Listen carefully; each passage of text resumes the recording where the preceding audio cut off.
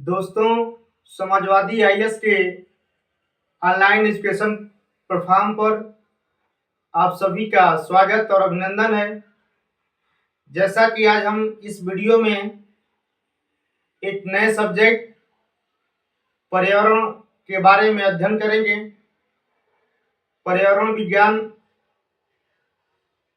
जो अपने आप में एक अलग सब्जेक्ट के रूप में भूमिका निभाता है और इस टॉपिक से, इस सब्जेक्ट के महत्वपूर्ण बिंदु से परीक्षा में भी प्रश्न पूछे जाते हैं। तो आज इसी के बारे में हम सिलेबस से संबंधित कुछ बातें करेंगे और उसके बाद हम विस्तृत चर्चा करेंगे। तो आइए समझते हैं। सबसे पहले हम देखेंगे यहाँ पे कि ईवीएस इन्वायरमेंटल साइंस यानी पर्यावरण विज्ञान के अंतर्गत हम पर्यावरण विज्ञान के अंतर्गत जो महत्वपूर्ण टॉपिक है उसको मैंने आपके समक्ष प्रस्तुत किया हूं। तो यहाँ पे सबसे पहले हम देखेंगे कि पर्यावरण के अंतर्गत क्लास यानी कक्षा 3, 4 और 5 जो एनसीईआरटी बेस पर आधारित है। तो उसमें ईवीएस के अंतर्गत परिवार, जानवर एवं पौधे, काम, खेल संबंध और उसका दूसरा पॉइंट है उसका भोजन, तीसरा पॉइंट है पानी एवं जल, चौथा आवास, पांचवा यात्रा और छठवां है हम चीजों को कैसे बनाते हैं। ये सब महत्वपूर्ण टॉपिक है जो ईवीएस के अंतर्गत आता है और इससे संबंधित जो प्रश्न है वो टीचिंग परीक्षाओं में, यानी जो शिक्षक संबंधी परीक्षा होती है उसी में इससे संबंधित प्रश्न बनते हैं। ये कक्षा 3, 4, 5 का महत्वपूर्ण चैप्टर के मुख्य बिंदु है, तो उसका अध्ययन करेंगे। उसके बाद से नीचे जो टॉपिक है ये टीचिंग एग्जाम के अलावा अन्य परीक्षाओं में भरपूर मात्रा में पूछे जाते हैं। जैसे हम सबसे पहला हमारा यहाँ पे पहला चैप्टर है पर्यावरण एवं सतत विकास। पर्यावरण एवं सतत विकास के अंतर्गत हम इतनी बातों को ध्यान से पढ़ेंगे कि धारणीय या सतत विकास, उसके बाद से कार्बन चक्र एवं जल चक्र, यानी कार्बन चक्र और जल चक्र जो है ये प्रोसेस यदि न हो तो मानव जीवन संभव नहीं है। तो इसके बारे में अध्ययन करेंगे।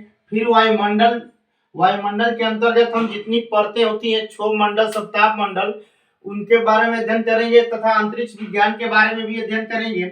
और उसके बाद से विभिन्न संगठन एवं संस्थान जो पर्यावरण से संबंधित संस्थान है, संगठन बनाए गए हैं, उसके बारे में भी अध्ययन करेंगे। उसके बाद से दूसरा चैप्टर आता है हमारा पारिस्थितिकी तंत्र। फिर उसके बाद से इसमें है खाद्य श्रृंखला, फिर उसके बाद से ऊर्जा का प्रवाह, फिर जीवभार पिरामिड, फिर जैव वानिकी एवं जैव आवर्धन, जैव भू रासायनिक चक्र और पारिस्थितिकी आंदोलन, जैसे चिपको आंदोलन हो गया, नर्मदा बचाओ आंदोलन हो गया। तमाम इन सब बातों को हम देखते हुए एक एक मुख्य बिंदु के बारे में हम चर्चा करेंगे। उसके बाद से तीसरा हमारा जो चैप्टर है उसका नाम है जैव विविधता। उसके बाद से हम जैव विविधता के बारे में पढ़ेंगे। जैव विविधता के बाद हम नेक्स्ट हमारा जो चैप्टर है उसका नाम है हरित गृह प्रभाव, यानी ग्रीन हाउस इफेक्ट एवं जलवायु परिवर्तन, climate change. Green house effect और जलवायु यानी क्लाइमेट चेंज के बारे में पढ़ेंगे। फिर उसके बाद से पांचवा टॉपिक है हमारा ओजोन परत क्षरण के बारे में ध्यान देंगे। फिर उसके बाद से छठवां चैप्टर है उसका नाम है वन एवं वन्य जीव, वन के बारे में पढ़ेंगे और उसके वन जीव के बारे में भी जानेंगे। सातवां चैप्टर है अभ्यारण्य एवं जैव मंडल रिजर्व। तो अभ्यारण्य और जैव मंडल राष्ट्रीय उद्यान तथा उससे संबंधित जो भी महत्वपूर्ण बातें हैं उसको हम इस टॉपिक के अंतर्गत पढ़ेंगे। वैकल्पिक ऊर्जा के रूप में हम जल ऊर्जा, पवन ऊर्जा आदि के बारे में हम यहाँ अध्ययन करेंगे। उसके बाद से प्राकृतिक संतुलन एवं संसाधन, पर्यावरण को संतुलन करने के लिए जो चीजें हैं इंपॉर्टेंट है उसका अध्ययन करेंगे। एवं संसाधन का मतलब यहाँ पे है जैसे परंपरागत संसाधन और नवीनीकरण संसाधन और नवीनीकरण संसाधन, उसके अंतर्गत जो बिंदु है उसको अध्ययन करेंगे। उसके बाद से 10वां टॉपिक है हमारा पर्यावरण और प्रदूषण। प्रदूषण के बारे में है जल प्रदूषण, वायु प्रदूषण, ध्वनि प्रदूषण, इन सब बातों का हम अध्ययन करेंगे। और उसके बाद से इस प्रदूषण की वजह से जो बीमारी होती है उस बीमारी का भी अध्ययन करेंगे। और इसके दौरान यहाँ पे विटामिन का चैप्टर एक आता है विज्ञान का, उसका भी हम अध्ययन करेंगे। ठीक, उसके बाद से जल संरक्षण के बारे में पढ़ेंगे, जल संरक्षण। उसके बाद से भारत के प्रमुख संगठन एवं संस्थान। उसके बाद से 13वां जो राज्य से पर्यावरण के क्षेत्र में राज्य से संबंधित महत्वपूर्ण तथ्य।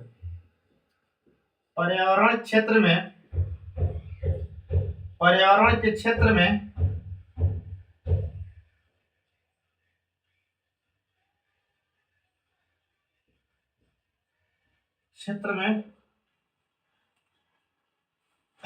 महत्वपूर्ण तथ्य, यानी महत्वपूर्ण तथ्य क्या है, राज्य से संबंधित महत्वपूर्ण तथ्य।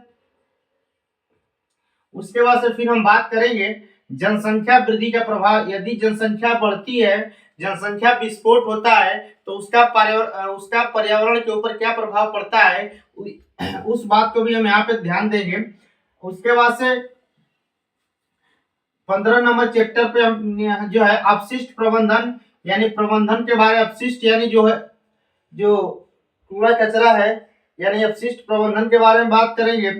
16 नंबर पे हम बात करेंगे आपदाएं के बारे में, जैसे भूकंप हो गया, सुनामी हो गया। उसके बाद से 17 नंबर पे हम बात करेंगे विविध में हम पर्यावरण के क्षेत्र में जो पुरस्कार है, उसके बाद से जो दिवस है, सप्ताह है, कैलेंडर है, और पर्यावरणविद या जो पर्यावरण के जनक है किस किस क्षेत्र में, उसके बारे में अध्ययन करेंगे। तो इतने जो महत्वपूर्ण टॉपिक है जिनसे परीक्षा में प्रश्न पूछ लिए जाते हैं, इन टॉपिक को हमने यहाँ पे आपके समक्ष पूरे डिटेल से प्रस्तुत किया हूं, और इसी से संबंधित प्रश्न भी बनते हैं। तो इसको हम मद्देनजर ध्यान में रखते हुए आगे के जो चैप्टर हैं उनके बारे में विस्तृत चर्चा हम नेक्स्ट वीडियो में करेंगे। तो आज का ये ईबीएस से संबंधित महत्वपूर्ण सिलेबस था। और उसके बाद से ईबीएस, देखिए ईबीएस जो सब्जेक्ट है इसमें ज्योग्राफी भी पूछ ली जाती है, साइंस भी पूछ लिया जाता है, और उसके बाद से थोड़ा बहुत इससे पैटर्न से हट के जैसे हिस्ट्री, स्टैटिक्स, जीके भी ईबीएस के अंतर्गत पूछ लिए जाते हैं प्रश्न। तो इस बात को हमको देखना है कि क्या क्या पूछ लिया जाता है। ये सब्जेक्ट है जियोग्राफी का, उसके बाद से है ये साइंस का भी है,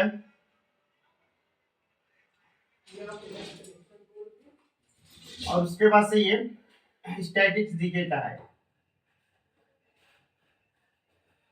तो इस तरह ये महत्वपूर्ण है।